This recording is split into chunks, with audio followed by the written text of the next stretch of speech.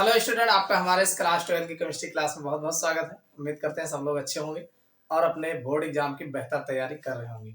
चलिए बच्चों, आज क्लास शुरुआत करते हैं।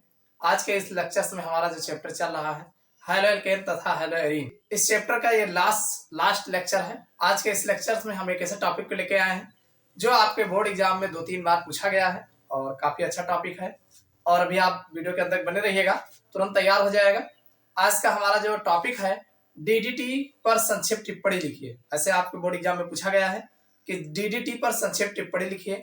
एक तो ऐसे पूछा गया है और ये कई बार ऐसे पूछा गया है कि डीडीटी का उपयोग लिखिए तथा पर्यावरण पर इसका क्या प्रभाव पड़ता है, ये आपसे पूछा गया है। तो ये आपके बोर्ड एग्जाम में कई बार पूछे गए हैं। चलिए डीडीटी को अच्छे से हम जो है एक्सप्लेन करके आपको बताते हैं ये क्या है, कैसे है और इसको बनाने की विधि भी आपको बताते हैं। देखो बच्चों, डीडीटी लिखा गया है, आप जानते हैं डीडीटी।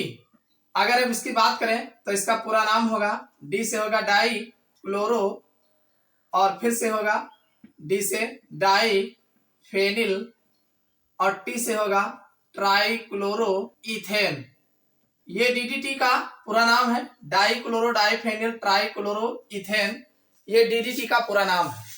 अब अगर हम बात करें तो डीडीटी का उपयोग एक संपर्क कीटनाशी की तरह किया जाता है। यानी जो डीडीटी है इसका उपयोग किस तरीके से किया जाता है, एक संपर्क कीटनाशी की तरह इसका उपयोग किया जाता है। कॉन्टैक्ट इंसेक्टिस की तरह जो है इसका उपयोग किया जाता है। और एक चीज ये जान रहे हैं, सस्ता तथा शक्तिशाली होने के कारण ये जो डीडीटी है ये काफी सस्ता होता है और दूसरी बात ये बहुत शक्तिशाली भी होता है।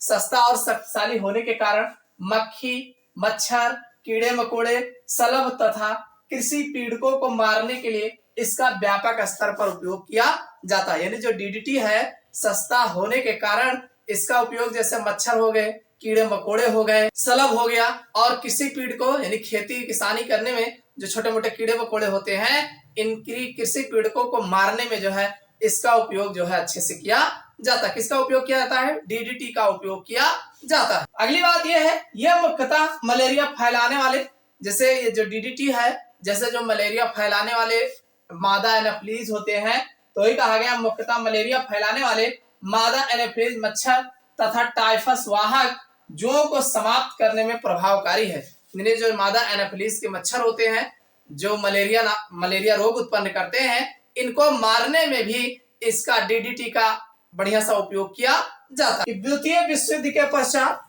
कीटनाशक के रूप में डीडीटी का उपयोग जो है कीटनाशी के तरह जो है काफी ज्यादा व्यापक रूप से शुरू हो गया। यानी उपयोग जो है पूरे विश्व में जो है बढ़ने लगा। आगे बताया गया कि 1940 ईस्वी के, लेकिन जैसे ही 1940 के सन में लास्ट में अगर हम बात करें तो डीडीटी का अत्यधिक उपयोग होने के कारण समस्याएं जो है सामने आने लगी। यानी भाई द्वितीय विश्व युद्ध के बाद इसका उपयोग व्यापक हो गया, लेकिन 1940 ईस्वी के अंत में देखा गया कि ये जो डीडीटी का अत्यधिक उपयोग होने के कारण इनमें कुछ समस्याएं जो है देखने को मिलने लगी। यानी इसके कारण होने वाली समस्याओं को भी देखने को मिलने लगा। डीडीटी मछलियों के लिए अति विषैली सिद्ध हुई। यानी जो डीडीटी है ये मछलियां अगर इसका सेवन कर लेती हैं तो ये उनके लिए विषैली साबित होते हैं। यानी डीडीटी जो है मछलियों के लिए काफी ज्यादा विषैला साबित होता है। डीडीटी के अत्यधिक रासायनिक स्थायित्व तथा इनकी वसा में विलयता ने समस्या को और अधिक जटिल बना दिया। भाई डीडीटी जो होता है ये अत्यधिक अस्थायित्व रसायन होता है। यानी कहने का मतलब एक बार डीडीटी अगर बना दिए आप तो ये कभी नष्ट नहीं होगा।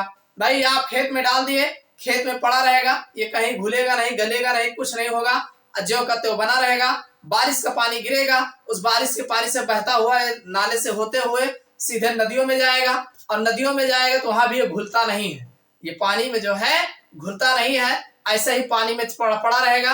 और पानी में मछलियां जब इसको अपना भोजन समझ के शिकार कर लेंगी, खा लेंगी, तो उनके शरीर में जाएगा और फिर शरीर में एकत्रित होते होते ये शरीर उसमें विष का काम जो है उत्पन्न करते हैं। कि डीडीटी का अत्यधिक उपयोग होने के कारण समस्याएं आने लगी।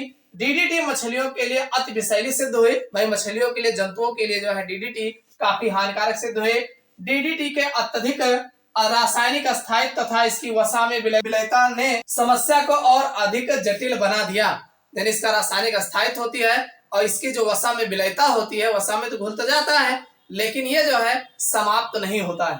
तो यही कहा गया कि विलयता ने समस्या और जटिल बना दिया। जंतुओं द्वारा डीडीटी का शीघ्रता से उपापचय नहीं होता है, यानी जो जंतु होते हैं वो डीडीटी को खाने के बाद अगर सोचो कि उनके शरीर में तुरंत पच जाए तो डाइजेस्ट हो जाए, तो ये डाइजेस्ट नहीं होता है, ये पचता नहीं है, बल्कि यह वसीय ऊतकों में एकत्र तथा संग्रहित हो जाती है। भाई वसीय ऊतकों में ये जाएगा पर डाइजेस्ट नहीं होगा, ये वहीं पड़ा रहेगा शरीर में, वैसे जो कहते हो वैसे पड़ा रहता है, संग्रहित होता रहता है। भाई बार बार खाता रहेगा तो धीरे धीरे जाता रहेगा, वहीं पे संग्रहित होता रहेगा, डाइजेस्ट होगा ही नहीं। तत्वों में जो है जल्दी ये आसानी से जो है उपापचय नहीं होता है, वहीं में धीरे धीरे स्टोर होता रहता है।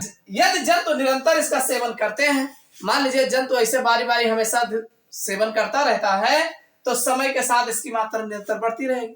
अरे ये आज खाए हो कल फिर खाओगे तो कल वाला भी रहे, आज वाला भी रखा रहेगा, कल वाला भी रखा रहेगा, परसों खाओगे फिर रखा रहेगा, तो धीरे धीरे शरीर में इसकी मात्रा बढ़ती जाती है और यह बढ़ी हुई मात्राओं पे जनन तंत्र पर विपरीत प्रभाव डालती है। और जैसे जैसे मात्रा शरीर में बढ़ती जाती है, ये जंतुओं के जनन तंत्र जो होता है ये इस पर विपरीत प्रभाव जो है उत्पन्न करते हैं। इसके दुष्प्रभावों को देखते हुए भाई ये सब समस्याएं जो है देखते हुए कि हाँ भाई जंतुओं के लिए काफी हानिकारक है और ये जो है नष्ट नहीं किया जा सकता है, काफी समस्याएं देखने के बाद जो है यूएसए ने 1973 में डीडीटी पर प्रतिबंध लगा दिया।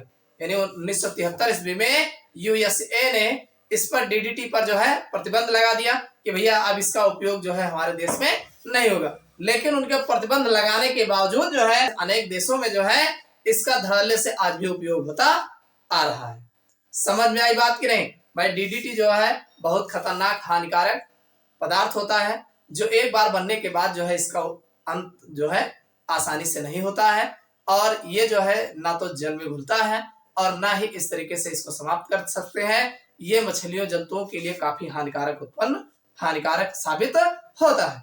तो समझ में आ गई होगी बात, डीडीटी होता क्या है और इसका उपयोग कहाँ किया जा रहा है और इसका हानिकारक प्रभाव पर्यावरण पर क्या देखने को मिलता है। समझ में आ गई बात? चलिए अब इसको बनाते कैसे हैं इसका रिएक्शन भी देख लेते हैं। देखो बच्चों, अगर हम बात करें डीडीटी बनाया कैसे जाता है तो इसका रिएक्शन बड़ा आसान है। देखो इसको क्लोरल का फार्मूला होता है CCl3CHO, ये है क्लोरल। क्या है? क्लोरल। इसका दूसरा नाम अगर देखा जाए तो भाई इसका नाम है ट्राइक्लोरो एसिटल डिहाइड, क्लोरल का नाम है। इस पर हम जो है क्लोरोबेंजीन ले लेंगे। किससे बनाएंगे? यह है क्लोरोबेंजीन, क्लोरोबेंजीन है। इसका 2 पार्टिकल ले लेंगे और इन दोनों पार्टिकल का इस जो है क्लोरल के साथ क्रिया कराएंगे। इन प्रेजेंस ऑफ सांद्र सल्फ्यूरिक अम्ल की उपस्थिति में गर्म करेंगे तो होगा क्या? ये 2 हाइड्रोजन जो है इस ऑक्सीजन के साथ H2O बना लेंगे।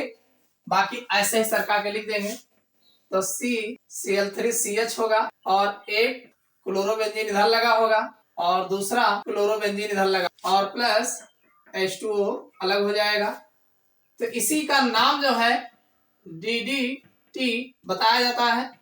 पूरा नाम है डाइफेनिल ट्राइक्लोरो इथेन। देखो डाइक्लोरो ये हो गया, 2 फेनिल समूह हो गया डाइफेनिल और ट्राइक्लोरो 2 कार्बन एथेन, तो ये इसका पूरा नाम है। तो समझ में आ गया होगा डीडीटी बनाते कैसे हैं। अगर लिखना चाहते हो तो आप ऐसे लिख सकते हो कि जब हम क्लोरल को बेंजीन क्लोराइड या क्लोरोबेंजीन आप कह सकते हैं इसको क्लोरोबेंजीन के 2 अणु के साथ सांद्र H2SO4 की उपस्थिति में गर्म करते हैं तो हमें डीडीटी प्राप्त होता है। समझ में आ गई बात? तो डीडीटी क्या है और इसका बनाया कैसे जाता है, इसका उपयोग कहाँ होता है और इसका हानिकारक प्रभाव क्या है।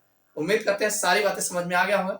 तो ये वीडियो आपको कैसा लगा कमेंट करके जरूर बताइए। वीडियो को लाइक नहीं किया लाइक कर दीजिएगा, चैनल पर नया सब्सक्राइब कर लेना। फिर मिलते हैं अगले क्लास में अगले टॉपिक को लेकर।